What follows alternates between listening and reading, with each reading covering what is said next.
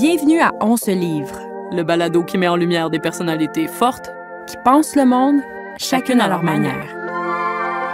Je m'appelle Léa Clermont-Dion et je suis autrice, réalisatrice et chercheuse à l'Université Concordia. Je m'appelle Maïka Sondarji, essayiste, chroniqueuse et professeure en relations internationales à l'Université d'Ottawa. On est amis depuis 15 ans et on vous invite dans notre safe space où tout peut être dit. Bonjour tout le monde, alors bienvenue à On se livre et aujourd'hui on a eu le plaisir immense de recevoir l'unique. La seule et unique, ma collègue presque. Josée Blanchette, une légende. Arrête! Non, c'est un grand nom au Québec, on t'aime.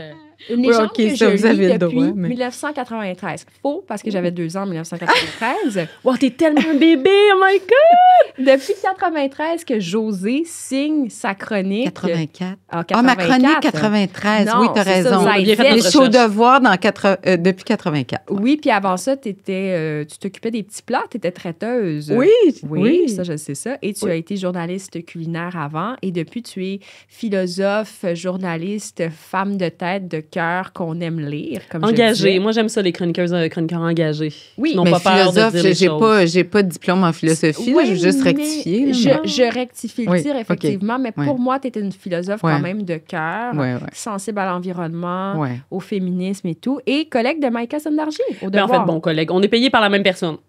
Mais c'est la première fois qu'on se rencontre. Ben oui, c'est la première fois, ben oui. On signe dans des pages. Tu as l'impression de connaître la personne parce que tu la lis aussi. Donc, je pense il y a des gens au Québec qui ont l'impression de te connaître sans te connaître. Ça, c'est vrai, oui.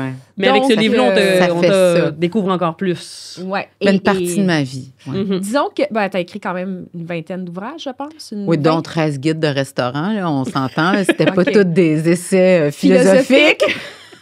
Tu parlais pas de Platon, non. Ces ouvrages-là. Non. Platon et Boulette. Non. Mais ceci dit, on peut se dire que Presque vierge, puis après, je vais arrêter cette intro-là interminable, mais Presque vierge, c'est l'ouvrage marquant de la rentrée. En tout cas, moi qui m'a le plus marqué des dernières semaines, je te le dis très sincèrement. Et tu as eu l'immense courage de raconter, en fait, une relation que tu as eue avec ton professeur de philosophie quand tu avais 15 ans. Il avait 30 ans de plus que toi. Évidemment, c'est une relation qui est inégalitaire où il y avait de l'abus, mais tu racontes ça, puis tu t'inscris un peu dans la lignée, pour moi, de Vanessa Springora, de Camille Kouchner, de Neige Chinault, donc dans la littérature du MeToo. Et voilà, donc on voulait parler avec toi aujourd'hui, notamment de Presque vierge, de ton livre. En fait, oui, c'est vrai qu'il y a eu des prédécesseurs. Prédécesseurs.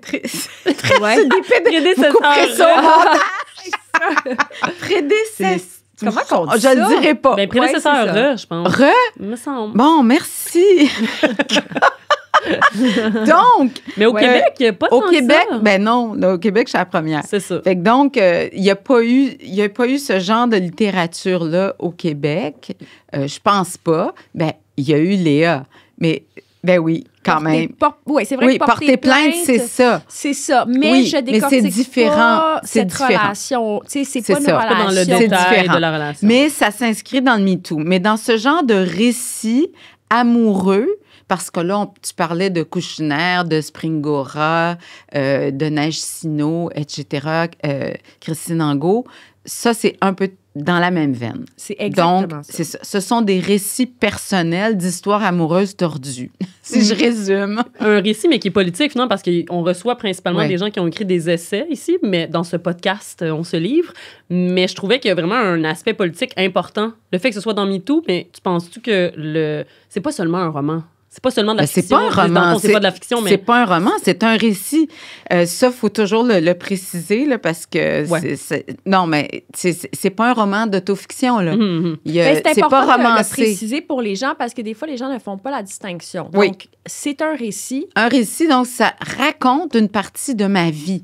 Donc, il y en a qui disent, c'est un récit autobiographique. Si on veut, c'est moi qui l'écris, donc c'est de l'autobio, mais c'est vraiment une partie de ma vie de 15 à 20 ans. Mm-hmm. C'est quand même une partie importante, hein? C'est quand même le socle de ton âge adulte, le socle de tes premières expérimentations avec la liberté, la découverte de l'amour, c'est quand même pas rien, de la sexualité. Et d'un imaginaire aussi. Comment tu te projettes, toi, comme adulte? Parce qu'il y a tout cet élan. Tu es dans l'âge de l'élan. Et c'est ça qui est fabuleux de cet âge-là. Et je suis certaine que j'ai conservé toute ma caisse de preuves. C'est comme ça que je l'appelle. Je l'ai conservée, pas parce que j'y tenais tant que ça, mais parce que j'étais incapable de l'acheter. J'étais pas capable de jeter tous mes journaux intimes d'adolescente. J'étais pas capable de jeter toutes ces lettres-là. Parce que c'est une période où tu es extrêmement vulnérable, puis à la fois, tu veux tellement être grand. Tu veux tellement être grande. Moi, je l'ai vu avec mon fils, tu sais. J'ai commencé ce livre-là, il y avait 15 ans. Donc, l'âge que j'ai dans mon livre. Tu étais toute petite. Puis justement, peut-être, Maïka, je pense que Josée, tu pourrais nous raconter, résumer ton livre parce que je sais que tu en as beaucoup parlé dans les médias. Tu as été à Tout le monde en parle, tu as fait plusieurs médias, mais les gens qui vont nous écouter ne savent pas nécessairement de quoi il s'agit. Donc, veux-tu un peu résumer? Bien, tu as un peu mis la table là, en racontant que j'ai été avec mon prof de philo de 15 à 20 ans. Bon, donc, j'arrive au cégep à 15 ans. Parenthèse, oui, j'ai 15 ans. J'ai sauté des années. Là, ça on dirait que les gens accrochent sur ce sujet-là alors que c'est pas du tout le sujet. J'aurais pu avoir 17, ça aurait eu le même effet. Hein? C'est pas moins de l'exploitation sexuelle. 17-45, ça aurait été tout à fait autant. Puis il y en a qui jouent à ça aussi chez les prédateurs profs. Là. Ils ciblent des élèves des étudiantes de 17 ans, mettons, puis ils attendent qu'elle ait 18. Il y en a qui m'ont écrit là-dessus. Ils attendent qu'elle ait 18 ou ils se cachent jusqu'à ses 18 ans. Puis après ça, ils font leur coming out. Donc, c'était une parenthèse. Donc, moi, je vais au cégep à 15 ans. Je suis assez... tu sais, je suis un peu une tête, je suis un peu théâtrale, un peu tête folle. Je m'habille, je mets le premier chapitre, là, j'ai la soutane d'enfant de cœur de mon père que je porte avec le surplis en dentelle blanche, puis un chapelet dans le cou, puis un petit béret, puis... Je suis insouciante, je suis innocente, j'ai confiance, moi, dans la vie. J'ai confiance dans nos institutions. D'ailleurs, mes parents aussi m'ont envoyée au cégep public. Puis, ben voilà. Donc, ça se fait dès le premier cours. Il me remarque, lui, c'est un curé défroqué. Il voit une enfant de cœur débarquer dans son cours. Moi, je vois un film avec mon livre depuis le début parce que... Ben oui, effectivement. Hein? Il y a beaucoup d'images dans ce livre-là, puis on voit très bien... D'images très troublantes aussi. Oui, puis il y a encore des crucifix là, accrochés dans les classes. Épouvantable. Moi, il me fait peur. Hein.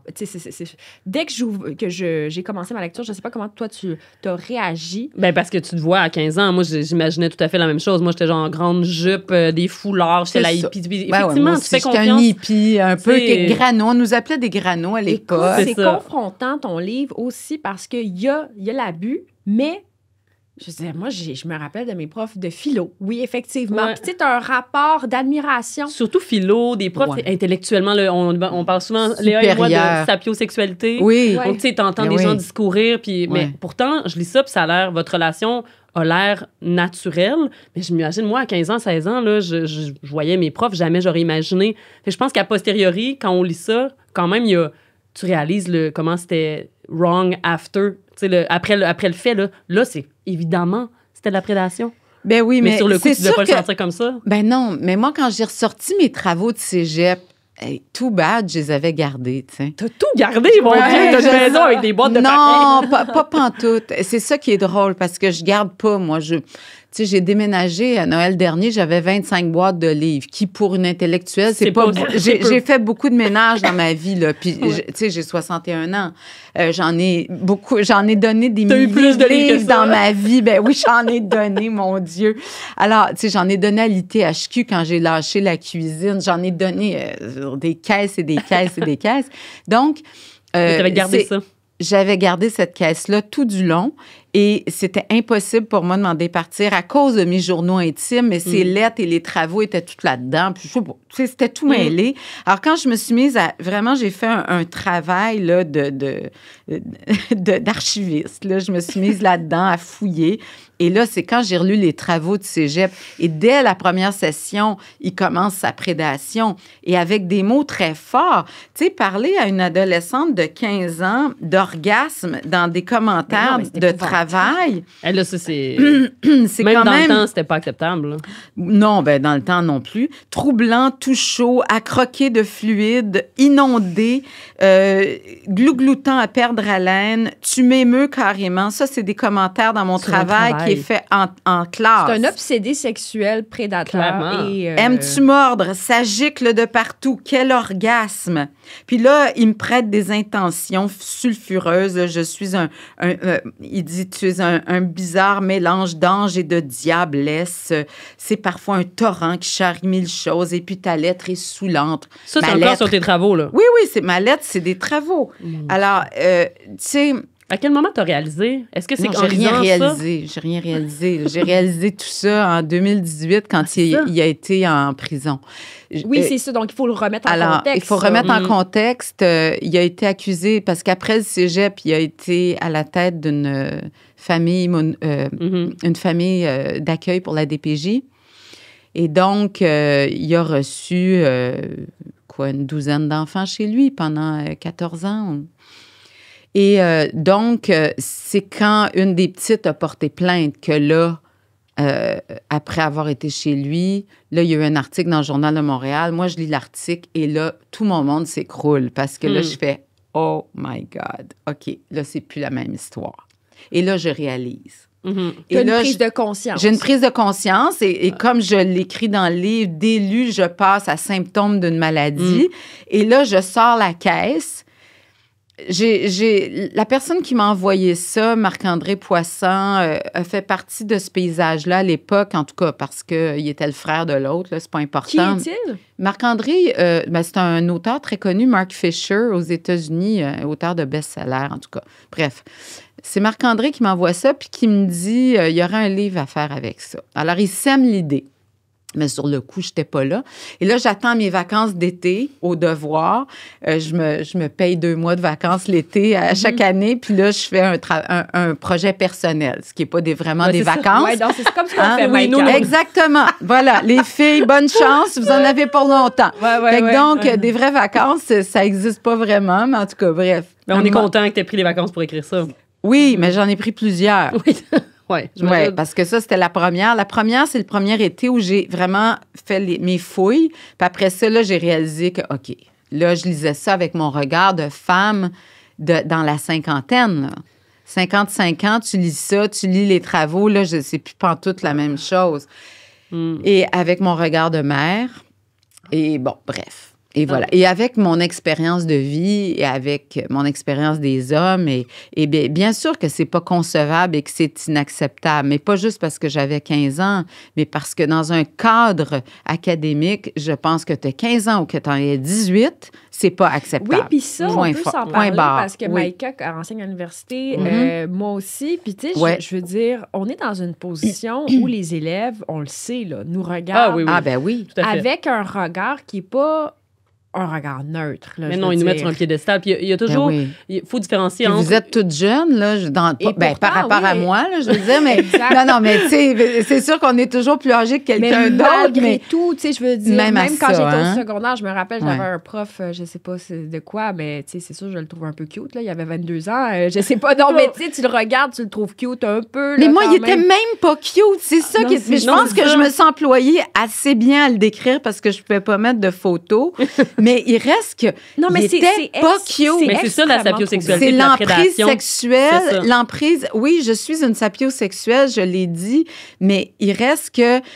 Je le savais pas à 15 ans, moi, mais non, là. Puis il a utilisé ça, on n'utilisait pas ces termes-là dans les années 70 non plus. OK? Non, mais c'est assez récent là, qu'on qualifie nos désirs sexuels pour l'intelligence. Ce que j'ai pas aimé dans les commentaires que j'ai lus suite à la parution de ton livre, notamment sous la publication de Tout le monde en parle, j'ai trouvé les commentaires en partie effroyables. Ils en ont effacé beaucoup. Et c'est ce qu'on m'a dit. Oui, on les a effacés. En fait, je sais pas si tu as vu ça, Maïka, mais c'était beaucoup de commentaires de femmes et d'hommes qui disaient « Oui, mais elle chiale pour rien, elle l'a cherché. » C'était c'est un exemple. Mais c'est toujours pareil. C'est un exemple très très concret de victim blaming. Et ce que j'ai pas aimé, c'est que les gens ne semblaient pas comprendre qu'un professeur a un rapport d'autorité et que c'est inégal comme relation et que c'est de l'abus. point à la ligne dans ce contexte-là. Premièrement, tu as 15 ans, je veux dire, tu n'as pas l'âge du consentement sexuel avec une personne en autorité comme ça, Puis, je veux dire. Deuxièmement, je l'ai cherché de quelle façon? Non, mais c'est épouvantable. En écrivant mes travaux en classe, je l'ai cherché de quelle façon? Non, mais j'ai trouvé ça extrêmement violent. Oui, ça a été violent. C'est le plus violent dans toute cette histoire-là, là, je vais vous le dire. Ça n'a pas été d'écrire le livre, contrairement à ce que tout le monde pense. Pas du tout. Ouais. Ça a été j'ai entendu les questions, c'était une thérapie? Pas en tout, c'est pas une thérapie. Non, je ne l'ai pas écrit pour moi. Je n'ai pas écrit pour moi ce livre-là. Ouais. De la même façon que je suis certaine que Léa n'a pas écrit Porter plainte pour elle. Non, OK? On fait œuvre utile. Et je vais pas me mettre riche avec ça. Je vais pas me payer des vacances. De toute façon, je prends plus l'avion. 2 mois de vacances. Je prends plus l'avion. Je rêve pas de vivre dans un château à Brossard. Il y a pas. J'achète pas de bijoux. Il y a pas. Quand tu écris un livre, tu veux pas être. Tu te mets pas riche avec un livre, OK? Donc tu l'as écrit pour qui? Pour les femmes, pour les jeunes, pour les parents, que le monde se réveille. OK? Et là, je suis rendue à un niveau politique. J'essaye de travailler la classe politique pour qu'on change des lois, pour qu'on ne permette plus que des profs sortent avec des étudiantes. Et ça, j'en ai parlé avec Paul Arcand en 2018 et j'en reparle encore à votre micro en 2024. Et il n'y a rien qui a changé. Et il y a des prédateurs qui utilisent le milieu académique comme terrain de chasse. Mais c'est compliqué, ça, pour plusieurs raisons. Moi, je pense, là, j'ai des hypothèses là-dessus. Je ne sais pas ce que tu en penses, Je trouve pas ça très compliqué. Mais moi, je trouve pas ça compliqué non plus. S'il y a des universités américaines qui l'ont interdit, ça ne doit pas être si compliqué que ça. C'est pas que je trouve ça compliqué à appliquer, c'est qu'il y a une grande résistance dans les universités sur ces enjeux-là. Dès que tu parles de ça, tu te fais regarder croche. Il y a beaucoup de vieux profs qui ne veulent pas perdre leurs privilèges. Oui, alors maintenant, moi, là, je parle avec députés, avocats, tout ça. Je mettrais le spotlight sur ces gens qui font de la résistance. Ah, ben oui. Quel est votre problème? Ben c'est ça, c'est tellement un sujet qui devrait être consensuel. On devrait tous penser protéger la jeunesse, ça devrait même pas être une question. On signe, merci, bonsoir, on passe à un autre appel. Mais non, vous avez un problème avec ça, vieux prof et vos privilèges. Expliquez-nous quel est votre problème? Parce que si tu veux draguer des filles plus jeunes, là, Tinder est à toi. On n'est pas en train de parler des relations où il y a une différence d'âge. On parle d'une relation où il y a une relation de pouvoir. Voilà. Puis ça devrait clairement être bon. Alors, vous êtes deux profs, vous le savez. Non, mais attendez un peu, là, parce que moi, je suis d'accord avec vous à 100 mais il y a eu la loi 22 qui a été adoptée, donc, je pense que c'était en 2018, là. Donc, une loi qui encadre les violences à caractère sexuel dans les universités, qui donne un guichet unique pour porter plainte, etc.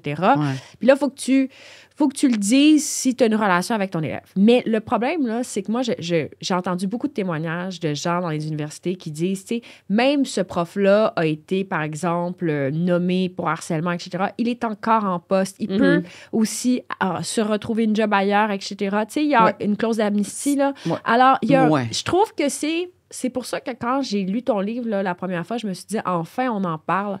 Parce que les gens, c'est encore très tabou à l'université de parler de tout ça. Oui, bien sûr. Puis, il y a tellement de résistance, là. C'est comme, on est dans un backlash du mouvement MeToo et ça se passe aussi dans les universités. Tout à fait. Ils sont comme, arrêtez de nous achaler avec ça. On est tannés d'en entendre parler. Ouais, alors que... Moi, j'ai reçu tellement de témoignages là, depuis la publication de mon livre. Ça fait pas longtemps, là. Ça fait quoi? Même pas un mois qu'il est en librairie, OK? Je reçois tellement de témoignages tous les jours de femmes qui ont été abusées par leurs profs et qui... Écoute, j'en ai, là, c'était des crève-cœurs, là, vraiment. Là, c'était... Oh, mais mon Dieu, je veux dire, j'ai passé un mois difficile, on va dire. C'est ça, c'est ça qui est le plus difficile. Ben, moi, je suis pas travailleuse sociale, là, OK? Je fais pas ce métier-là. Je peux pas non plus mettre un thumbs up quand quelqu'un m'écrit un message il faut que je prenne le temps. Faut que je témoigne de mon empathie qui est réelle, mais en même temps, je peux pas faire une thérapie à chacune. Donc, je prends connaissance de tous les messages, je réponds à tout le monde. En tout cas, si j'en ai échappé, je suis désolée, mais c'est ça. Donc, mais ces messages-là, c'est des crève-cœurs et c'est des femmes qui ont souvent honte, qui se sentent coupables et ça fait des années que ça s'est passé et ça les habite encore. Et ça, je pense... écoute, t'as touché quelque chose, là. Parce Oui, que c'est j'ai un touché grand quelque tabou, chose, là. mais tu as raison, le backlash, il se fait... Soit on me dénigre personnellement, soit on va dénigrer ma famille, soit on va prendre toutes sortes de billets pour pas s'attaquer à l'éléphant dans la pièce, parce qu'on veut pas penser qu'on envoie nos enfants dans des institutions scolaires où ils pourraient être abusés. Ça peut se passer. Où ça peut se passer. Et j'ai eu une dame qui est venue en librairie, je signais chez Renaud-Bré, belle madame, un samedi après-midi avec ses 2 jeunes filles, 15 ans et 13 ans, magnifique. C'était comme le public cible. Là. Elle a pris mon livre, elle a regardé. Visiblement, elle ne m'avait pas entendu, tout le monde en parle, puis ailleurs. Elle ne savait pas c'était quoi, elle regarde. Très polie, elle voit le sujet, elle remet le livre. Merci, puis elle s'en va. Wow. Puis j'ai demandé aux petites quel âge elles avaient, tu sais. Et je me voyais en elles, surtout celle de 15, là. C'était comme, mon Dieu, ça n'a pas de bon sens. Je veux tellement les prendre dans mes bras. Puis vraiment, cette dame-là, je lui aurais offert mon livre, mais ce que j'ai vu dans ses yeux, c'est ce que je vois dans les yeux de la société en général, c'est non, ça ne nous arrivera pas à nous parce qu'on est des gens bien. Mais ça arrive. Mais ça m'étonne. Ben, c'est pas que ça m'étonne, mais dans Tu le vois? temps, moi, je me souviens quand j'avais 15 ans, dans la famille, il se passait des choses, puis c'était tout le temps, on veut pas briser la famille, on veut pas, faut pas que ça sorte, faut pas que, parce que tu vis la honte. J'avais l'impression, Voilà. mais avec des gens comme vous qui écrivez sur ces sujets-là, j'avais espoir qu'il y avait un Ça peu moins de change. ça. Bien, en tout cas, tu sais, moi, c'est pour ça que j'ai écrit le livre aussi, pour montrer que ça peut arriver vraiment à n'importe qui. Mon père était médecin, ma mère enseignait. C'est pas, tu sais, ça arrive pas juste à des jeunes filles qui sortent d'un centre jeunesse C'est ça. ou qui, tu comprends? Ben, en fait, c'est qu'il n'y a pas de profil Non.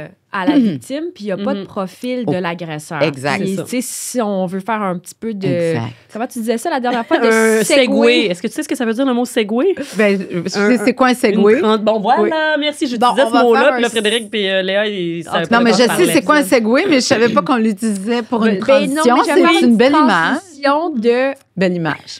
Un C'est- segway. D'accord. l'affaire Mazan. Oui. Je veux dire, quand tu Oui. dis ça peut toucher tout le monde, Oui. ben c'est parce qu'il n'y a pas de profil de victime et il n'y a pas de profil d'agresseur. La Non. femme Mazan, donc Et cette femme c'est qui a été ça. violée Elle, à c'est répétition la- en France. Oui, puis elle, c'est la victime parfaite. Exactement. Tu sais? Gisèle Pellicot, tu veux Oui, dire? c'est la victime parfaite. Ben oui. La grand-mère irréprochable, Mhm. popote tu sais, en région en France.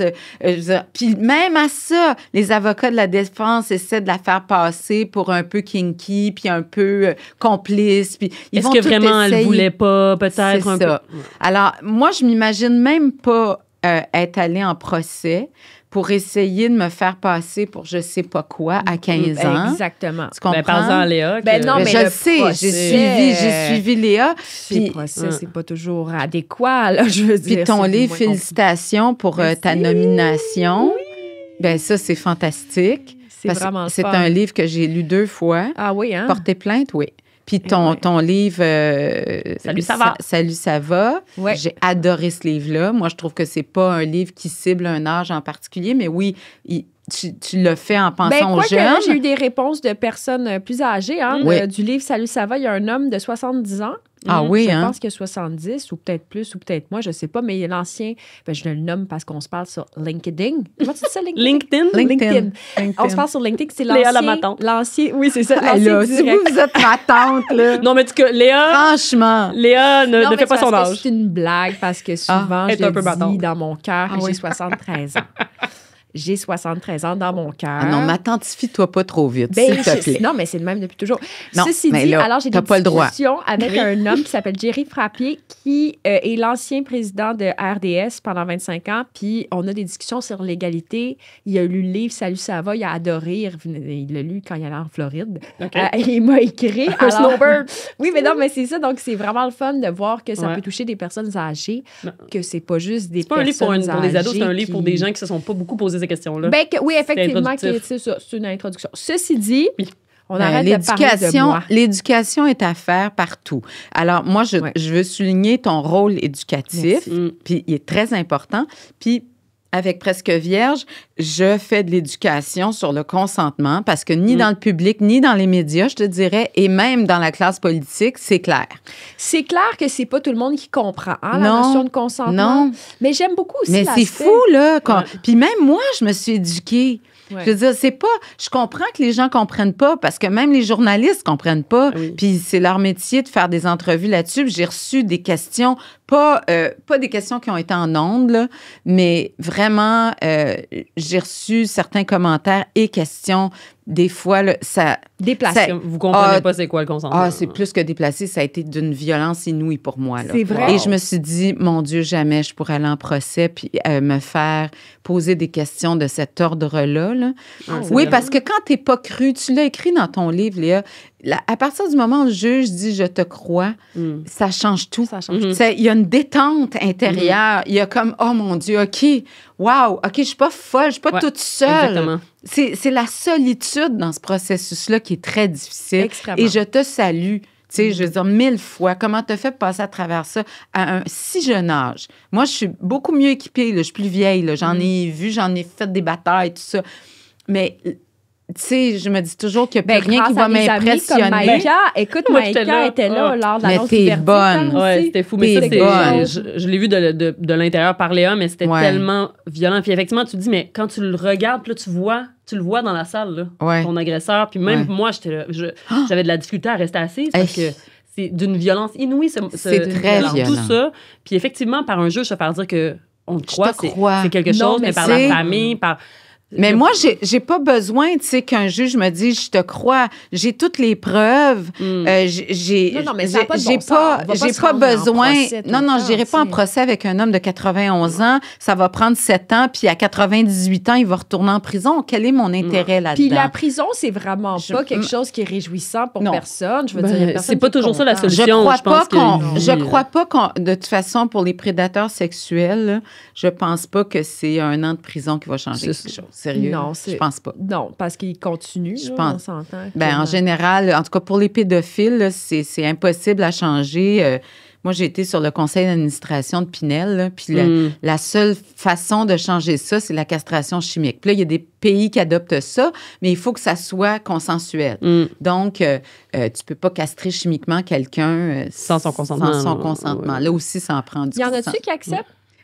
Sûrement, je sais pas. Oui, je J'ai pense pas que oui. Je pense Mais c'est que rare, oui, là. mais ça doit être rare. Parce qu'il y en a qui ils sont conscients que c'est une maladie. Là, à un certain point, tu peux pas faire une thérapie puis soudainement, tu n'es plus attiré par des C'est ça. Mais jeunes femmes. j'aimerais ça qu'on revienne quand même sur la question des médias. Vas-y donc. Parce que je trouve que, Josée, tu mets en lumière quelque chose qui est très réel. C'est que ça peut être extrêmement dur de parler de ces sujets-là médiatiquement. Ouais. Puis là, Maïka va sortir un livre qui est sur un sujet intime. OK. Ben, tu sais, c'est que un peu comme vous, là, j'utilise des narratifs, mais sur la mixité raciale.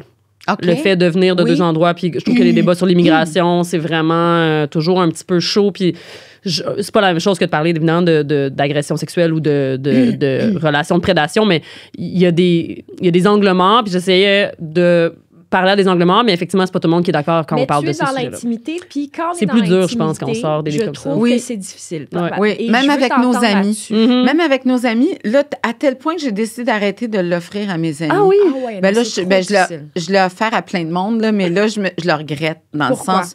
Parce que c'est trop... Nos amis sont pas nécessairement prêts à recevoir ça non plus. Tu trouves, hein? Ouais. Et je pense qu'il y a une démarche dans acheter un livre comme ça. C'est-à-dire, tu payes ton 25 c'est parce que tu as vraiment l'intention de le lire. Soit dit en passant, je fais 10 sur ton 25 Fait que, tu sais, avant... Tu seras pas riche avec ça. Non, c'est ça. Avant que je me paye mon château, là, ça va prendre... À Brossard. À Brossard. Ça va prendre du temps. Ah non, c'est pas mon rêve, là, mais de toute façon... On sait que c'est ton rêve. Oui, on sait Ouais, secrètement. français, hein. Brossard, Mhm. anarchiste, écologiste. Avec une à piscine creusée Brossard. puis un spa. pas loin du 10-30. Non, mais c'est parce Fait que que donc, c'est vrai c'est que ça. peut Ça être met rochant. les gens dans une position un peu difficile. Et moi, ça me met dans une position aussi inconfortable. Fait que là, je pense que c'est le premier de mes 20 livres où je recommanderai plus jamais un exemplaire chez l'éditeur parce que j'en recommande tout le temps pour offrir une je sais pas quoi. Là, celui-là, je pense que je vais rester pognée avec des livres. Ah oui? Non, je pense que les gens vont l'acheter. Mais Non, si tu les achètes toi, oui, effectivement, tu ne les donneras pas. Je vais te donner un Mes exemple, copies Mike, personnelles. Puis, Josée, je vais vous donner des exemples. Moi, je comprends très bien ce que tu veux dire parce que quand tu remets un livre comme ça, c'est tellement chargé que tu te dis, si la personne ne répond pas, qu'est-ce que ça veut dire? Ouais. Est-ce qu'elle n'a pas aimé ça? Est-ce qu'elle a trouvé ça nul? Elle s'en fout. Elle se fout de moi. Donc, c'est tellement... Moi, je voulais savoir, mais est-ce que tu l'as donné à tes parents? Est-ce qu'ils l'ont lu? Quel livre? De Porter plainte? Ben, ma mère, elle l'a lu parce qu'elle est dedans, dans le chapitre Femme d'honneur, pour répondre à l'autobiographie d'Élise Palette qui s'appelait Femme d'honneur. Anyway, mon père, il est perdu dans la brume, il sait pas vraiment que j'ai écrit des... Tu sais, il sait, il voit comme, hey, t'as écrit un livre! Mais il serait pas intéressé. Non, je veux pas lui faire lire ça. Mais ma mère, je lui ai offert, puis je lui ai dit, lis-le pas. Puis mon fils, pareil. J'allais demander. Puis les deux, ils liront pas. Mais ça, je le sais. Mais ils se protègent, puis ils ont raison. En même temps, je trouve ça correct. Puis, tu sais, mettons, moi, mon chum n'a pas lu porter plainte parce qu'il est plus capable. Ah oui, hein? Il est plus capable d'en parler dans le sens où il était là, c'est difficile pour lui, c'est confrontant. Il m'a aidé en faisant, t'as juste à porter plainte, il a co-réalisé avec moi. Il est plus capable d'en entendre parler. Puis je le comprends. Ben oui, ça suffit, il faut C'est ménager. une bonne lecture, mon gars, mais... Une excellente lecture. Oui, tout le monde devrait lire. Je pense qu'il faut ménager notre entourage. C'est ça. OK? Puis tout le monde ne peut pas nous aider de la même façon. Puis moi, je ne demande pas à mes amis de lire mes livres, là, ni mes textes, le vendredi dans le devoir. Tu n'écris pas à tous tes amis quand tu écris un texte le vendredi pour non. personnel, c'est pas jamais de la vie, il n'y a non. pas d'obligation là. Et de la même façon que moi, je ne suis pas obligée de voir tous les films. D'ailleurs, toi, tu sors un film bientôt. Ben oui, Hey! Ben, il va être déjà sorti l'ai quand pas, mais- l'épisode. il va être déjà- Je sais il va pas être déjà si- sorti. Bon. Je sais pas quand on va sortir ce balado, probablement pour le Salon du Livre de Montréal. Ah, OK. Novembre, fin novembre. Nous allons tous signer des livres. J'imagine Josée sera là également. Oui, mais le film sera probablement déjà sorti. Ceci dit, si on le diffuse après, je vais faire la petite plug, là, si tu me permets, Maïka. Vas-y. Si jamais vous écoutez ce balado et qu'on n'est pas le 15 novembre, ben sachez que le 15 novembre, il est présenté en compétition officielle à Cinémania. Et je suis très contente d'être en compétition contre Valérie Donzelli, que j'adore. C'est une réelle que j'adore. C'est Il y a un documentaire sur Béatrice Dalle que je vais aller voir. Je pense que tu réalises pas comment tu es une bonne réalisatrice. Je pense qu'elle réalise pas qu'elle est dans la cour des grands maintenant. Là, j'aime vraiment ça réaliser, vous le Vraiment? savez. Ben non, mais t'es bonne. Et ça va être disponible aussi sur le site de Télé-Québec en format court, 52 minutes. Puis c'est un film qui est sur la lutte du droit de l'avortement qui continue. Donc, vraiment, les deux pôles anti-avortement. Il y a des images là-dedans. Elle est allée dans les manifestations. Ouais, ben, j'ai juste vu des clips. Là, j'ai hâte de le voir. C'est un film où je filme en partie moi-même. Oui? Oui. Parce que je voulais donner mon point de vue de la situation. Wow. Donc, prendre la caméra puis de dire... Voilà. Alors, bref, j'arrête d'en parler. C'est correct. Fait que, On est là pour ça. Mais donc, à quand un film avec Presque Vierge? Ah, ça, j'aimerais ça qu'un réalisateur ou une réalisatrice prenne ça en main hey, parce que tu me c'est. donnes le goût. Hein? T'as-tu le goût? Ben, ton premier fiction? Ben, non, j'en pas ai deux en fiction. développement. Là. Oui? Oui. OK. Mais Ben quand j'aurai oui, 45 moi, ans. je Léa, elle n'a trouve... pas de vacances, jamais. Non, je le sais bien. Je trouve qu'il y a un film à faire avec ça, Eh c'est oui. sûr. Là. Il y a trop d'images dans ce film-là. Et j'ai vu Le consentement de Springora qui a été réalisé, je ne sais plus par qui, un petit blanc, mais j'avais aimé, mais ça se passe en gros dans deux lieux fermés, la chambre de Mazenev puis l'appartement de la mère. C'est ça. Pas des gros budgets. T'as aimé? Non, pas des gros. Oui. Ben moi, j'ai vu des détails que personne n'a remarqué. Oui. Tu comprends? Des détails qui sont dans mon livre. La petite culotte d'enfant blanche, les bottillons Kickers. Des affaires, ça, pour moi, c'est des images. Non, mais juste ton look, juste quand dans le livre, Josée s'en va en France, la rencontre avec les Français, tout ça. Il y a tellement d'éléments là-dedans qui sont à la fois cinématographiques, malheureusement. Là, mais tu sais, quand je suis dans la rue en train de jouer avec l'orgue de Barbarie, non, écoute, puis chanter très bien, Josée. Oui, ça, faut le dire. On se voit en France à ce moment-là, vraiment. Puis ça, il faut aussi le rappeler parce que des fois, on dirait que les gens sont un peu mélangés là, par rapport à ce type de livre-là. Comme si tu as un témoignage. Non, là, à un moment donné, c'est un ouvrage littéraire. Et je veux dire, c'est pas ton journal intime. Tu l'as écrire. Oui, Donc ça, je te le dis. Oui, c'est pas mon journal intime. Non, mais il y a des toujours le extraits rappeler. de mes journaux intimes de 15-16 ans parce que je voulais montrer, tu sais, un journal intime à 15-16 ans, puis à n'importe quel âge, c'est pas fait pour être publié. Non. C'est un artefact, en fait, Ouais. quand on lit ça. tu sais. T'as fait Mais- une recherche d'archives pour pouvoir écrire le livre. Non, mais c'est ça. Alors, j'ai mis certains extraits de mes journaux intimes dans le livre, mais c'est très maladroit, c'est mal écrit, J'adore. mais je les ai gardés comme ça, intacts. Je les ai pas travaillés, rien, parce que je voulais montrer à quel point j'étais ma candeur. Tu sais, et c'est ça qui est frappant. Et tu vois bien que c'est mal écrit, mais c'est pas grave. Non, mais j'aime ça quand tu les cites, quand tu les mentionnes, parce que justement, tu te sens vraiment là, puis tu réalises toute l'histoire de consentement. Là, moi, des gens qui te diraient, est-ce que tu étais consentante? Je répète, as-tu lu le livre, tu sais? Oui, mais c'est ça, la notion de consentement, mon consentement était invalide. Mais c'est Oui, ça, j'étais exactement. consentante, mais il était invalide. Et moi aussi, avant de lire Springora, le consentement, je m'étais toujours dit toute ma vie, ben oui, c'était peut-être pas correct cette relation-là, mais j'étais consentante. Et là, je réalisais pas tout ça. Tu sais, ça m'a pris vraiment longtemps, mais ça m'a pris le déclic en 2018. Puis là, après ça, j'ai commencé à faire des recherches puis à me dire, ah, wow, OK, non, il y a rien qui marche dans cette histoire-là. Mais avant ça, je m'étais pas interrogée. Oui, puis tu sais, on a valorisé ça pendant une Oui. certaine période de temps. Je Vraiment? veux dire, il y avait le rapport prof-élève qui est quand même Ouais. marqué dans les esprits. Et là, pour je une veux jeune dire, femme, qu'on ça peut veut être ou non. valorisant de se dire, ah, mais il m'a choisi. Totalement. C'est moi, je suis la personne L'élu. qui. On C'est a eu des l'élu. relations avec des hommes plus vieux, nous Oui, deux, mais là, ça, quand moi, on était plus pour la jeunes. petite histoire, ben, j'avais 17 ans, puis je fréquentais un homme de 31 ans avec qui je travaillais dans les cuisines quand je flippais des œufs. Moi aussi, ma première passion, je dirais que c'est la cuisine. Ah oui, hein? C'est comme ça que je t'ai connue d'ailleurs. Moi, Ah pendant- oui? Ben oui, moi, j'ai participé à. Oh mon Dieu, elle a C'est- gagné un sprint presque parfait. Ah oui! Écoute. Allez-y, très bien. Mais donc, oui, moi, mon rêve, ce serait d'ouvrir un restaurant. Là, un jour, Ouais, mais on non, fera moi, ça. non. Après le podcast. Mais donc ça, je fréquentais un cuisinier de 31 ans qui, écoute, il avait étudié à Cambridge, il voyageait, il avait passé comme des années en Nouvelle-Orléans, il m'écrivait j'allais dire en prose, mais évidemment, il me parle en prose, mais en alexandrin, là, tu sais, il m'écrivait des poèmes, là, tu sais, Wow. c'était beau, là, Oui, Ça, je des savais pétales pas, de fleurs Je pensais par que c'était un terre. évadé de prison. Tu te trompes avec un autre nom. Faut que j'arrête Mais de dire ça, donc, je il pense. m'avait vraiment un peu embobiné. Moi, je me suis vraiment là, vue là-dedans. Il m'avait vraiment... tu sais, je buvais ses paroles. Là, c'était quelque chose. Puis finalement, bon, la petite histoire, c'est qu'évidemment, là, il rencontre un jour mes parents, mais j'ai menti sur son âge. Mais bref, je le trouvais tellement impressionnant. Puis finalement, c'est un mythomane. Littéralement. Ah, oui, hein? Il n'avait jamais étudié à Cambridge. Oh mon Dieu! Il avait même pas un cégep, il n'avait jamais été en Nouvelle-Orléans. Puis c'est comme ça que ma mère a découvert. À un moment donné, elle lui pose des questions. Elle dit, ah oui, t'es-tu allé à tel endroit, le French Market, le ci, le ça. Puis là, il répondait, moi, je remarquais pas ça. Puis là, plus tard, elle a dit, ah, ben j'ai écrit notamment à Cambridge. Elle avait comme découvert qu'il avait menti. Mais je l'aimais tellement que même là, tu vois, après, Tu j'ai voulais continué pas. à le fréquenter en cachette. Hey, ça, c'est une autre. C'est vrai que ça, tu m'avais raconté Tu sais, ça. mais on n'avait pas de C'était relation marquant. d'autorité, mais même là, l'âge fait que. Ben t'avais l'âge du consentement, 17 ans. Puis, en même temps, oui. Mais oui, je sais. Techniquement, Mais c'est pour ça que la t'avais l'âge du légalité de la consentement. chose est. Oui, ben, mais c'est ça. Tu avais l'âge du consentement, puis il n'y avait pas de relation d'autorité. Ouais. Fait que, tu sais, il ne faut pas tout mélanger Ouais. les histoires, sans ça, tout le monde va être mêlé. là. C'est ça. Non, Ben, c'est Ouais, vrai. mais ce qu'elle veut dire, c'est qu'il y Là- a quand même quelque chose de marquant dans une Je relation. comprends avec qu'il un y a eu écart dans ta d'âge. tête, il a joué avec ta tête. Oui, mais d'une C'est certaine sûr. manière, C'est sûr. R a joué un peu aussi avec. tu sais, Pas juste clairement. R a te Et pas juste manipulé moi. et t'a Pas juste moi. instrumentalisé Plusieurs. Il y a aussi. plein de femmes qui m'écrivent qui ont été avec lui, là.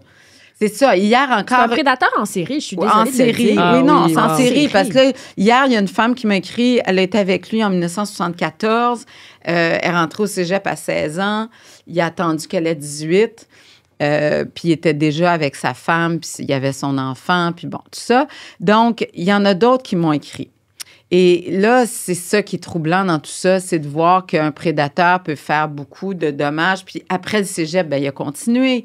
Alors, tu sais, les victimes collatérales Et de la ça, jeune c'est ma fille. famille, c'est sa famille, son fils.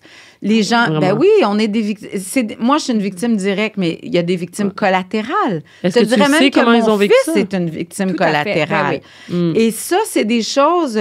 Moi, j'ai commencé à m'interroger aussi quand mon fils me disait, il me posait des questions. Tu as été avec ton prof, puis avec un air un peu dégoûté, le genre, mais comment tu peux être avec ton prof? Lui, il était ado, puis il disait, mais moi, je passerais pas 5 minutes avec mon prof en dehors de l'école, tu sais. T'étais vraiment maso, là, c'était un peu ça. Je voyais dans sa face, c'était un peu... Il comprenait pas. Et j'ai commencé à réaliser qu'il y avait quelque chose aussi de... Il y avait un malaise, de malsain, oui. C'est ça. De malsain. Mais aussi, tu as instrumentalisé après pour que tu t'occupes de la famille. Totalement. Plus, ça, j'ai rien vu. C'est tellement choquant. J'ai rien vu. Et sérieux, je pense que volé ta jeunesse en partie, là. Je pense que c'est... Je te dis, là, c'est encore très, très, très, très récent que j'ai réalisé ce bout-là. Ça, même en l'écrivant, j'ai pas réalisé. Tu le dis, puis quelqu'un me l'a dit la semaine dernière, puis là, tu sais, à un moment donné, ça rentre parce que les gens te le disent, puis là, tu fais « Ah oui, ça aussi, hein? Ah oui, ça aussi. » Là, ça rajoute, mais on dirait que je suis pas capable de tout prendre en même temps. Non, mais c'est une étape à la fois, mais aussi, quand je lisais le livre, c'est que, tu sais, on voit un peu comment c'est subtil, la manipulation, puis que ça se fait lentement, mais sûrement, et c'est confrontant comme parent, parce que Maïka et moi, on a une fille, et ben moi, j'ai un garçon aussi. On n'est pas ensemble, là, mais chacun donne notre côté. Non, c'est ça, chacun de notre côté. Aïna et Nina, mais je pense à, mettons, ma fille, puis moi, je vais être hyper vigilante, là. Puis les personnes en position d'autorité, là, les professeurs de musique, les ci, les ça, je suis très vigilante. Ça me perturbe, on dirait. J'ai peur de cette manipulation. Ben oui, parce que tu as été toi-même dans une position... vulnérable. Oui, donc... Mais en même temps, comme parent, on ne peut pas tout... Je pense que c'est aux institutions de protéger les jeunes et pas juste aux parents. Et comme oui, les parents ont une job à faire, mais là, tu vas devenir quoi? Une maman hélicoptère qui va complètement étouffer ta fille? C'est ridicule. C'est pas physiquement possible Elle va t'envoyer cégep. Chier big time, je vais te le dire tout de suite. Là, okay? Mais parlant d'institutions, quand tu es allée justement à Sainte-Justine, dans le livre, tu racontes, je veux dire, je pense que tu as une ITS, où il y a une ITS. Non, une pédopsychiatre. Ah, une pédopsychiatre? Je pensais que c'était une ITS. Ah non, ça, c'est le bout. Et quand je vais à la clinique des jeunes. Oui, des jeunes à Sainte-Justine, parce que j'ai 17 ans, puis j'ai attrapé une gono en voyage. Là. Ah oui, c'est ça. Il faut lire le livre.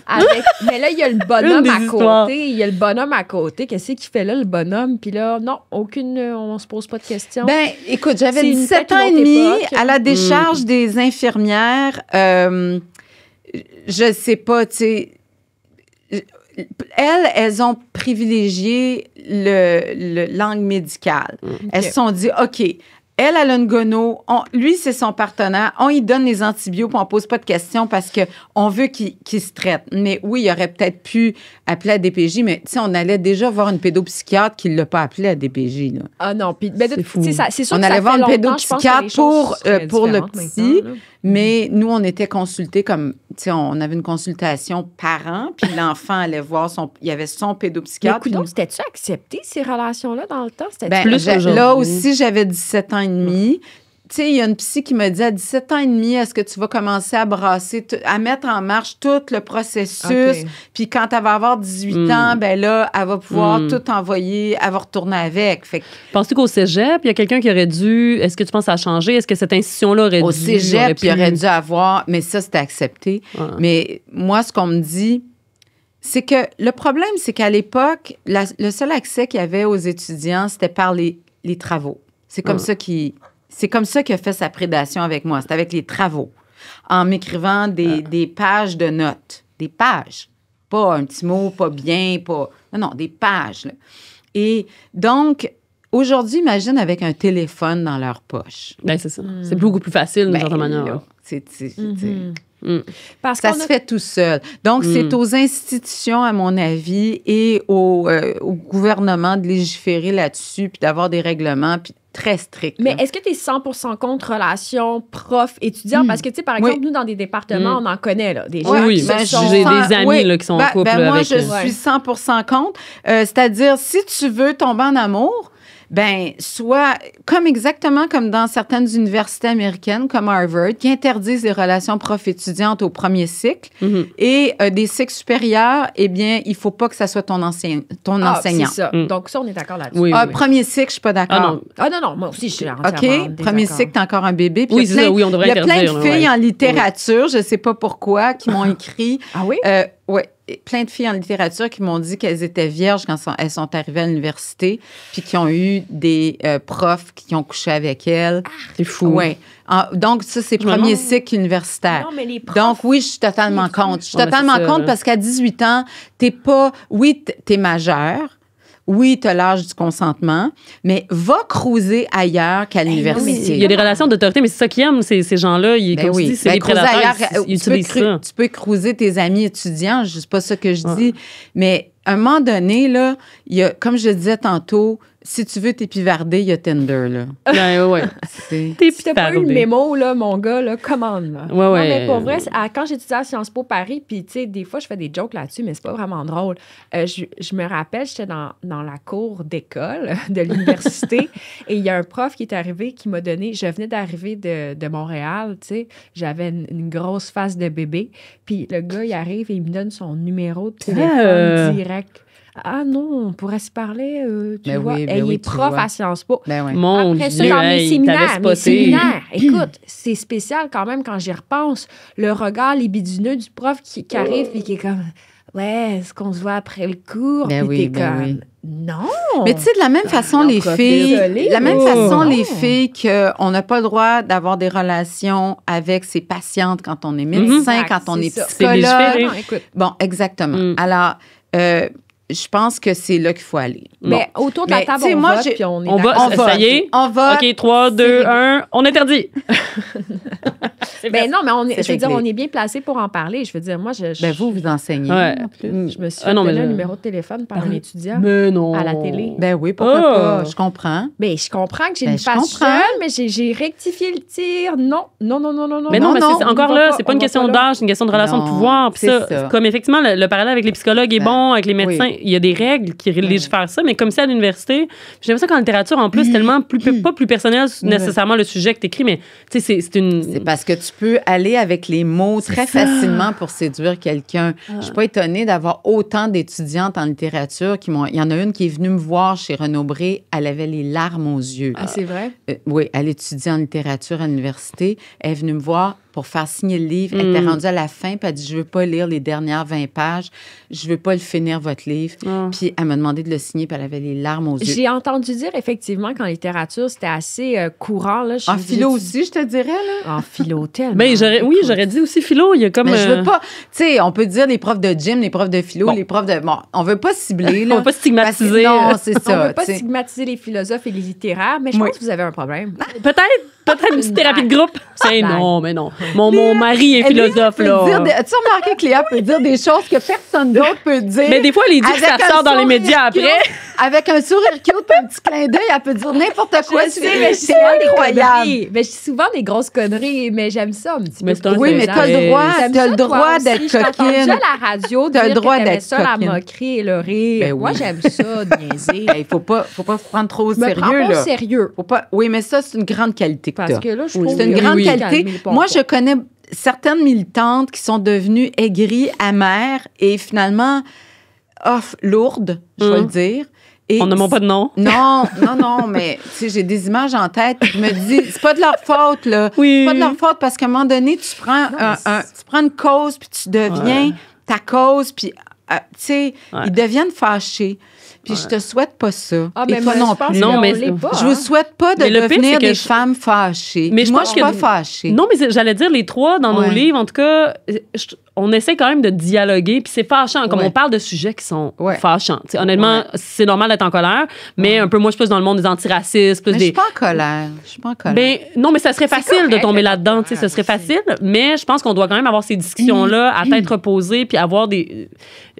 parler aux gens qui nous écouteraient peut-être pas si on avait ce type d'attitude-là. Maïka est bonne parce qu'elle débauche. En tout cas, je nomme personne. Non, je vais pas là, Maïka. Non. Mais je fais du débat politique à certaines émissions. À la télévision. Puis je trouve qu'elle est vraiment bonne parce que moi, je serais toujours comme avec mon air de marde. Non, tu dis ça, mais en fait, non, je t'ai vu parler avec du monde où t'étais pas nécessairement d'accord, mais les gens, ils t'écoutent parce que t'as cette ouverture-là. Puis je pense qu'un livre comme ça, comme Presque Vierge, va créer des conversations qui n'auraient pas eu lieu. Tant qu'on n'a pas la bouche ouverte. Ah, Dieu.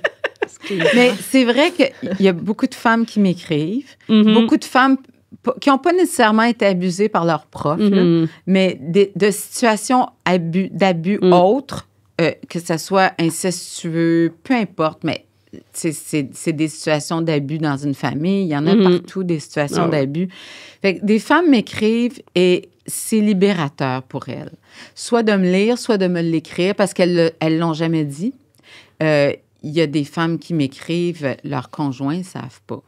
Ah, c'est fou. Tu sais, il y a des... Oui. Mais comme ça a été libérateur aussi, ton autre livre, Mon jeune amant français, je veux dire, d'avoir une relation avec un homme 30 ans plus jeune, dans le consentement, dans un contexte Oui, c'était pas un bébé, il avait 30 ans. Là. Mais moi, tu sais, je trouve... Il avait 25 ans plus jeune. C'est quelque chose qui te caractérise, c'est la liberté. C'est la liberté de dire, de raconter, de t'émanciper à travers toutes sortes de sphères de ta vie. Ouais. Mais ce livre-là aussi est important en ce sens-là. Donner le droit aux femmes de désirer comme elles le veulent. Ouais. Ben, c'était de l'empowerment. C'est de l'empowerment. Là, je le conseille encore parce qu'il est encore très actuel. D'ailleurs, je vois plein de films sortir sur Netflix de femmes plus vieilles avec des hommes plus jeunes.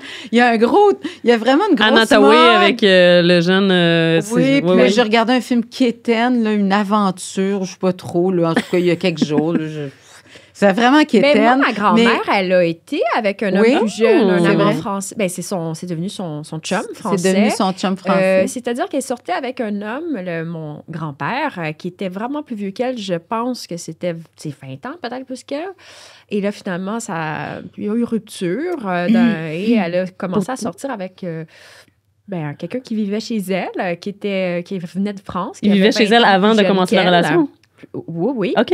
C'est un chambreur, et 20 ans plus jeune qu'elle, et maintenant, il est toujours dans ma vie. Elle est décédée. C'est vrai? Wow! C'est ton grand-père. Donc, il y avait 40 ans d'écart, je ne sais pas. Je fais le calcul, 40 ans d'écart entre les deux.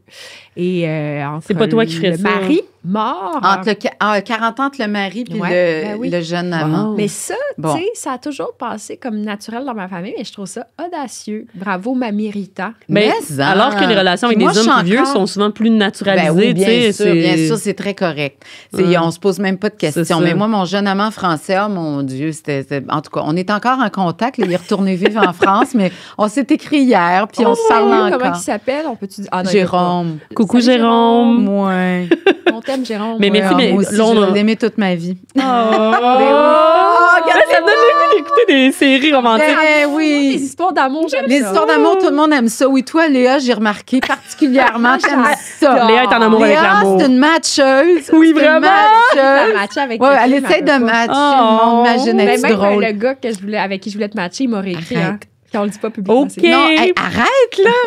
Arrête! Non, mais c'est parce qu'elle est tellement bien avec son chum, ses enfants, qu'elle veut matcher les autres. Elle vit son célibat par... C'est pas comme si j'avais pas eu... C'est pas comme si j'avais pas eu quelques expériences, mais je dois dire que la dernière a été une belle finale. Moi, j'aime la voir comme ça. On est des romantiques. Je sais que Léa ne veut pas voir ça comme une finale, mais moi, je me dis que c'est ma finale. Ça m'a fait de la peine de savoir que c'est une finale. Mais non, ma mère, elle me dit, Josée, tu sais que Nanette Workman, elle est retombée en amour, là. Elle a été 15 ans célibataire, elle est tombée en amour à 74 ans. J'ai dit, c'est ça, on s'en reparle quand j'aurai 74 ans. OK? T'as pas 74. Non, j'ai 61. T'as 41. Oui. Moi, j'assume très bien mon âge. Léa, il faut arrêter aussi de dire qu'on... La peur de vieillir, là? Oui, il faut arrêter de ne pas assumer notre âge parce que le message qu'on envoie, tu sais, c'est j'ai 41. Non, j'ai pas 41, j'ai 61. J'ai eu mon fils à 40. Mais je comprends pas les gens j'ai rencontré Jérôme, j'avais... Je comprends pas ça. Vieillir, c'est beau, c'est noble. Moi, j'aime tellement les vieux. Oui, mais quand tu seras rendu là... plein de choses à dire par rapport à ça. Là, on s'en reparlera. Regarde Jeannette Bertrand, regarde comment elle est belle. Oui. Total. Belle. Elle est belle. Mais, tu sais, il y a la société, c'est pas nécessairement l'image qu'on nous renvoie, mais moi, je m'en contrefous. J'adore ça. Mais je me contrefous pas mal d'affaires depuis l'âge de 15 ans, que ça prenait quand même du gars de s'arriver en enfant de cœur dans une classe, là. C'est pas parce que c'était les années 70, là. J'étais comme ça. Je m'en contrefoutais. Oui, mes amis disent ça de moi que je suis badass. C'est le cas. Je pense que ça le prouve. D'ailleurs, mais parlant de ça, moi, on n'a pas beaucoup abordé tes chroniques, mais je veux dire, je trouve qu'il y a un engagement social là, il y a une utilité pour le monde. Puis c'est ça, c'est des gens comme ça qu'on invite, en tout cas, à ce podcast. Puis je veux savoir, est-ce que tu penses qu'on devrait le faire plus, prendre position comme ça, écrire des trucs en utilisant notre expérience ou pas? Est-ce que tu penses qu'on devrait plus tenter de changer le monde ou on devrait... Je sais pas si... Je veux pas viser personne, d'autres chroniqueurs ou d'autres... Comment tu vois ton rôle social? Là? Sur l'environnement aussi, en plus, que tu prends. Ouais, je suis devenue comme une éco-féministe, là, finalement, avec les années. Je me serais jamais douté que je prendrais cette tangente-là, mais à force de parler d'un sujet, on devient un peu militant, tu sais. C'est comme ça, je veux dire, on devient étiqueté. Josée Blanchette, l'environnement, Josée Blanchette, le féminisme, Josée Blanchette, la bouffe. Avant, c'était la bouffe. Bon, on a toujours des étiquettes pour des chroniqueurs parce que c'est plus simple. Hein? On nous met dans une petite case, puis bon, c'est réglé. Moi, je pense que mon registre est beaucoup plus vaste que ça, mais ou Josée Blanchette ésotérique. Ah oui, celle-là, on l'aime aussi. Wow. Ouais.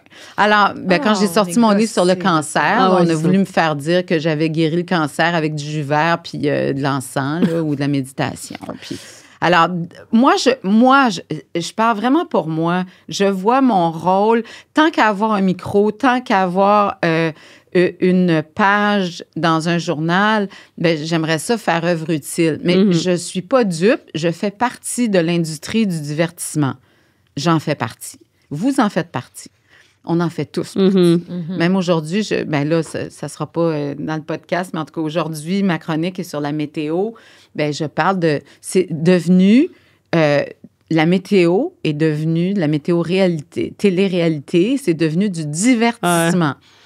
Alors, c'est troublant de penser à ça, qu'on fait tous partie de cette industrie-là. Parce qu'on aborde des sujets qui ne sont pas, à la base, divertissants en soi, mais on est obligé de passer par le showbiz pour en parler. Il y a un culte, par contre, de la légèreté et de l'humour partout. Tu sais, je sais que je fais des petites blagues depuis le début, mais ça, c'est dans mon tempérament. Oui, ceci dit... Mon thème de même. Ceci dit... Je ne suis pas socio-lourde. Ceci dit... Non, wow! Je ne connaissais pas! Mais il y en a qu'on connaît qui sont comme ça. Je suis britannique quand même, parce que je trouve qu'il y a une exigence de la rapidité. Il n'y a pas moyen d'approfondir rien. On ne donne pas de place aux intellectuels dans l'espace public. Voilà. Je veux dire, dès que tu émets une idée légèrement... c'est ça le but. Non, mais mettons là, qu'on parle de, je veux dire, ne serait-ce que de capitalisme, etc. On se fait cibler, on n'a pas droit de parole, on nous dit ferme ta bouche puis arrête de parler. T'sais, non, mais c'est Ou si on cite des choses, je trouve que j'adore quand tu cites puis tu fais, parce que ça ouvre l'horizon des possibles. Puis c'est pas tout le monde qui le fait dans des chroniques qui se permettent de faire ça, mais je pense qu'il y a une place pour ce type d'intellectualité-là. Tu sais, dans tes chroniques, quand tu fais des références à des... Il y a quand même un niveau d'intellectualité qui est là. Moi, c'est parce que je suis une curieuse. Alors, pour faire une chronique, je vais lire 10 livres, je vais consulter plein d'affaires, mais c'est ma curiosité personnelle. Mais c'est le fun quand on est plein, mais ça... J'assouvis ça chez moi. Et j'en transmets une très petite partie au lecteur. Puis, le reste, je suis construite de ça, moi. Je suis construite de toutes les lectures, de tous les films, de tous les gens que j'ai interviewés. Et c'est une grande chance. Et dans mes paroles, tout ça, puis mon expérience de vie, ça passe. Alors, c'est merveilleux vieillir. Je ne sais pas pourquoi on a peur de ça, sérieux. Peur de quoi? C'est quoi ta plus grande peur dans la vie? C'est là où on devient deep. Ah ouais. Ma plus grande peur, la seule et unique, c'est où est-ce qu'on s'en va avec cette planète. Voyons, il n'y a pas d'autre peur que ça. C'est l'avenir que je laisse à mon enfant. Je comprends même pas qu'on mette d'autres enfants sur la planète. Je ne le comprends pas. Ou bien tu regardes pas ce qui se passe. Hier, en France, c'est épouvantable. La ministre de la Transition écologique qui s'en va dire du jamais vu de mémoire d'homme. En France, ils ont quand même une mémoire un peu plus longue que la nôtre. Fait que tu te dis, OK, wow, on est rendu là. Moi, je comprends pas que mon jeune amant français est retourné vivre en France. J'ai dit, là. Mais reviens, Jérôme. Reviens, Jérôme. Non, mais tu peux revenir n'importe quand. Je t'attends, chérie, c'est pas vrai. Moi, j'ai des enfants de 4 et 5 ans, puis je pense que, tu sais, comme jeune parent, on dirait que j'essaie juste d'avancer, puis je pense qu'il y a du déni. Oui, bien sûr qu'il y a du déni pour tout le monde. Sinon, je me pendrais. Tu comprends? Bien sûr. Et moi, j'ai un fils de 21 ans, mais je ne peux pas être dans le déni, Léa, parce que je suis chroniqueuse. Puis ma job, c'est pas d'être dans le déni. Ma job, c'est de parler. Bravo. Maintenant, quand les gens me disent, oui, mais là, les médias, il faudrait faire attention comment vous parlez aux gens. Parce que... Ouais. Alors, il faudrait faire attention parce que c'est contre-productif. Écoutez, moi, je suis pas psychologue, OK? Je suis chroniqueuse. Moi, j'interviewe du monde, je parle à des gens. Aujourd'hui, un météorologue spécialisé dans le changement climatique. Excusez. Mais donc, je suis pas là pour... De toute façon, ça fait quoi? Plus que 20 ans que je parle d'environnement. On a à peu près tout essayé les formules. Avec du glaçage, pas de glaçage, sans gluten, avec du gluten, avec du caramel. Ça n'a pas marché. Ça n'a pas levé le gâteau. Non, ça n'a pas levé. OK? Donc, je suis tannée de mettre des gants blancs puis tout ça. Alors... Maintenant, j'en parle, j'ai l'impression de radoter. Hier, je disais à ma chef de pupitre qui a 27 ans, OK, là, Laurence, tu me le dis, est-ce que j'ai de l'air d'avoir un toc, là? Parce que je parle encore de l'avion, tu sais. Ben non, mais... Je parle encore de l'avion. Non, j'ai perdu des amis à cause de ça. Oui. Mais je m'en fous. Je préfère être seule que mal accompagnée. Et tant pis, je serai amie avec des écolos qui ont les cheveux jusque-là puis qui sont pas pris de shampoing depuis un an. Écoute, nous, on se lave pas au camphre, mais tu peux être amie avec nous si tu veux. Mais ceci dit, voilà, Josée, tant pis. On a parlé de la peur. Je vais radoter. L'espoir, mais je radote. L'espoir. L'espoir, je suis désolée, là, ça, c'est un beau mot, là. Non, c'est pas qu'il n'y en a pas. Mais l'espoir, c'est une belle catch, ça. C'est une belle catch dans le sens où moi, je suis pas, j'ai pas un ministère à l'oratoire Saint-Joseph. Comme je disais pour mon livre sur le cancer, on me disait la même chose. Vous tuez l'espoir chez les patients. Ah, OK, fait qu'on paye des oncologues pour donner de l'espoir. Mon Dieu, mais c'est vraiment, ça coûte très cher parce qu'un lampion à l'oratoire, c'est 5 piastres. OK, ils ont peut-être augmenté là, avec l'inflation. Fait que moi, pour l'espoir, il y a la chapelle votive à l'oratoire. Allumer des champions, il y a plein de causes. J'adore. Si vous n'êtes jamais allé, c'est très intéressant.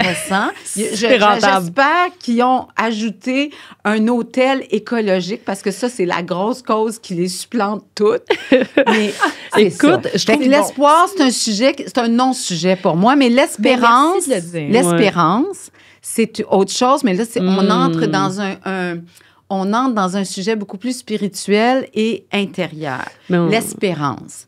Alors, là, il y a des livres qui ont été écrits là-dessus, philosophiques, je pourrais te donner des références, mais l'espérance, c'est un autre. On peut espérer, avoir de l'espérance pour nos enfants, pour la nature humaine, pour les solidarités qui vont se développer.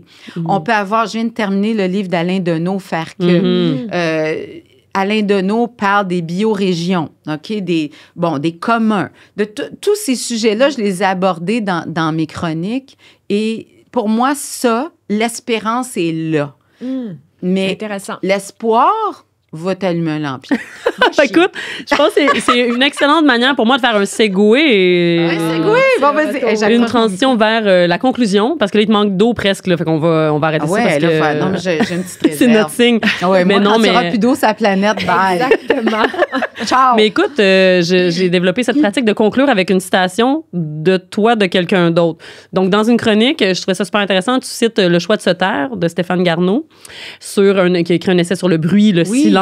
J'en ai parlé cet été, au début de l'été. C'est ça. Ouais. Puis là, tu cites donc Stéphane Garneau qui dit « L'indignation et la colère sont le carburant de la conversation publique. » Donc, je voulais te remercier de canaliser aussi bien ta colère. Je sais que tu dis que tu n'es pas en colère, mais non, je pense que... Mais j'aime ça quand tu... L'indignation, ou en tout cas, il y a un moteur. Je peux être indignée, mais je ne suis pas une femme en colère. Mais merci de tes textes qui sont pas en colère, mais nous poussent à l'action. Puis en tout cas, l'indignation et la prise de conscience. Oui, drivée, ça, c'est sûr. Ça nous révèle. Oui. Donc, merci beaucoup. Puis merci d'être venu aujourd'hui. On est très contents de t'avoir parlé. Vraiment. À lire Presque Vierge aux éditions Druide. Merci, Josée Blanchette. Ça fait plaisir, Léa. Merci, Michael.